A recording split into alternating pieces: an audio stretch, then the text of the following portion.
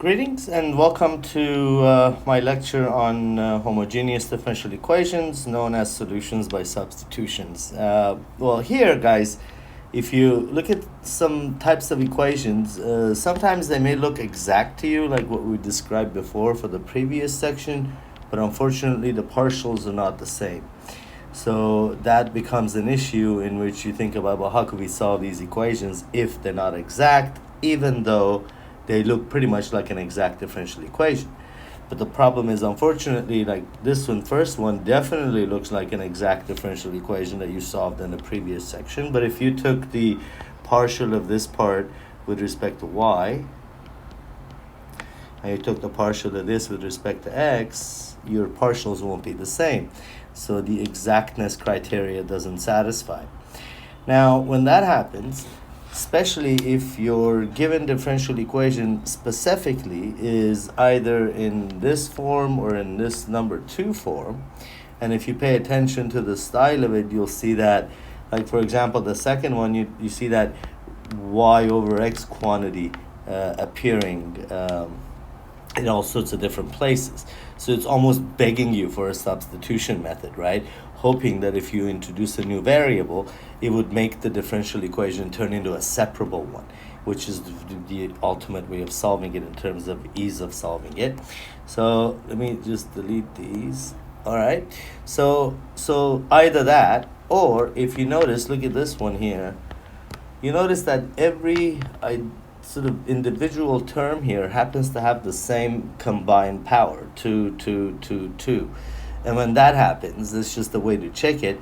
It seems like, or it turns out, that making an interesting substitution as to y is equal to ux, right, or x is equal to vy, happens to actually do the job and make that turn into a separable differential equation, which is actually the same thing as the bottom one. You're actually replacing u with y over x again. So you could actually take the first equation, divide everything by x squared, and still see that y over x component happen to be repeating everywhere, and again asking you for a substitution method. Well, let's see how the substitution method works and how we could solve these equations that may look exact but are not. Let's start with the first one. X squared plus y squared dx plus x squared minus xy dy equal to 0. I could do two substitutions that are the same. I could say y is equal to ux, or I could say u is equal to y over x. It all depends which one is more appropriate for the type of equation you have. For this equation, obviously I would have used that substitution, and for this equation, I'll use that substitution. So recall that if y is equal to ux, if I wanted to write the differential of this dy, make sure you write this as u dx plus x du. So that must be provided for you to actually plug them in. So let's do the substitution here. So I have x squared plus, now for my y squared, I could write u squared x squared dx plus x squared minus x times ux dy u dx plus x du equal to 0. Of course, I can grab this substitution and just move it a little further away and get rid of that 0, and I can comfortably write that here. All right, so let's open this up and let's hope that I could work with this thing and and ultimately this will turn into a separable equation.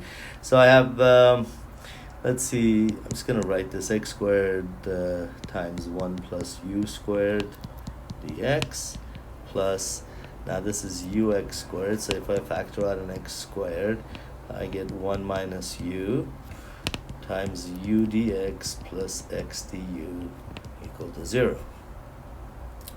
Now you notice I can divide everything by x squared. X can't be 0, obviously. So I get u squared plus 1 dx plus 1 minus u times u dx plus x du equal to 0. I obviously will have to open that up.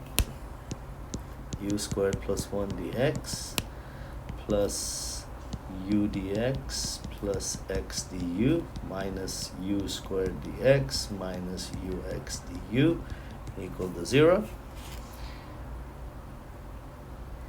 Now I want to combine like terms here in terms of the differential. So if I put all the x's together, so I have a dx term here. Actually, I'm going to use a highlighter, so I have a dx, a dx, and a dx. So those three will go together. So I have u squared plus 1 plus u minus u squared dx. That does my dx's. And then my du's will be x minus ux du equal to 0.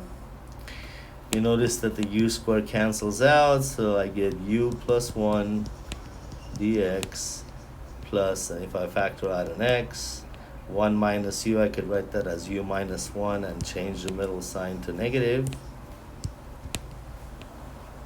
Du equal to 0. Well, this looks promising, so you move this to the other side.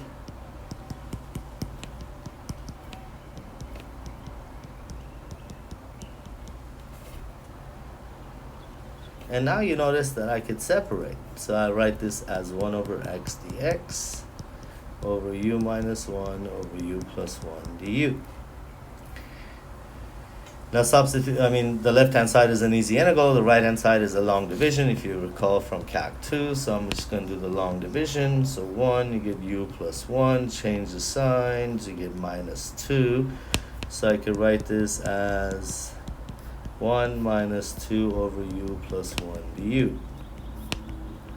Now here I could simply integrate both sides. So I get ln of x is equal to u minus 2 ln of u plus 1 plus a constant. Now remember at the very beginning that u was y over x.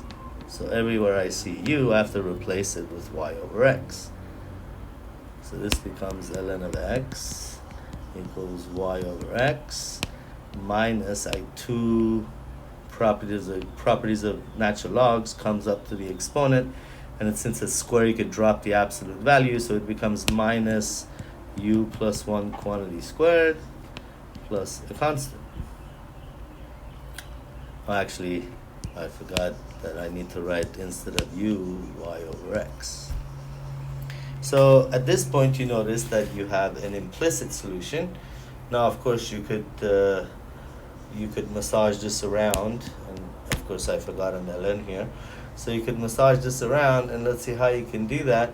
Well, instead of a constant here, I could actually write this as, actually I can move this to the left hand side. There's many ways to massage this. Let's see, ln of x plus ln of y over x plus 1 quantity squared is equal to y over x plus a constant.